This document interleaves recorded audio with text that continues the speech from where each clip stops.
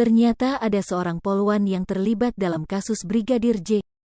Buktinya polwan yang bernama AKP Diah Chandrawati akan dihadapkan di sidang etik Polri.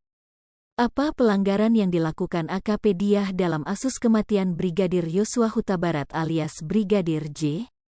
Kadif Humas Polri Irjen Dedi Prasetyo menyatakan bahwa AKP Diah Chandrawati disidang tak terkait dengan obstruction of justice dalam penanganan penyidikan kasus Brigadir J. Dedi menuturkan bahwa AKP Diah Chandrawati diduga melanggar kode etik dalam kategori sedang. Namun, dia tidak merinci perihal peran polwan AKP Diah di dalam kasus Brigadir J. Diberitakan sebelumnya, satu lagi anggota Polri harus disidang etik karena diduga melanggar kode etik dalam penanganan penyidikan di kasus kematian Brigadir Yosua Huta Barat alias Brigadir J.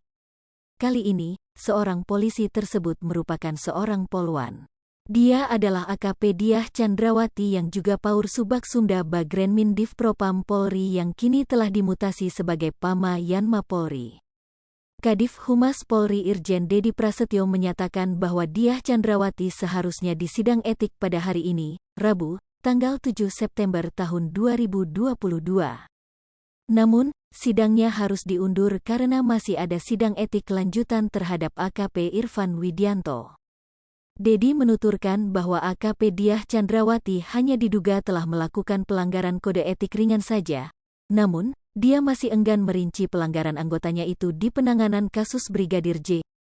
Di sisi lain, Dedi menuturkan bahwa pihaknya masih menunggu jadwal sidang kode etik terhadap para tersangka obstruction of justice. Polri mengakui tidak mudah melakukan pemeriksaan terhadap Irjen Verdi Sambo terkait kasus pembunuhan Yosua Huta Barat alias Brigadir J. Proses penyelidikan hingga penyidikan tidak mudah, apalagi saat Irjen Verdi Sambo masih aktif dengan jabatannya Kadif Propam. Pengakuan tersebut disampaikan langsung oleh Kapolri Jenderal Listio Sigit Prabowo. Kapolri Sigit mengungkapkan bahwa penyidik mengalami ketakutan saat menangani kasus pembunuhan berencana terhadap Brigadir J. Listio menyebut, para penyidik takut bila nanti berhadapan dengan mantan Kadif Propam Irj. N. Verdi Sambo.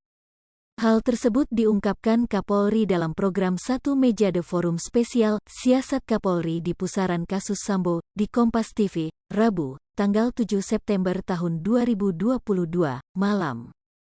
Saat diwawancara jurnalis senior harian Kompas Budiman Tanurejo, Kapolri mengatakan setelah Verdi Sambo dinonaktifkan, barulah kasus pembunuhan berencana tersebut secara perlahan mulai terbongkar. Kapolri tidak memungkiri bahwa kasus pembunuhan berencana terhadap Brigadir J merupakan pukulan bagi Polri, di mana saat ini sedang memperbaiki citra institusi. Hai pemirsa Sri Popo TV, jangan lupa komen, like, dan subscribe, serta tonton terus berita-berita terupdate lainnya ya.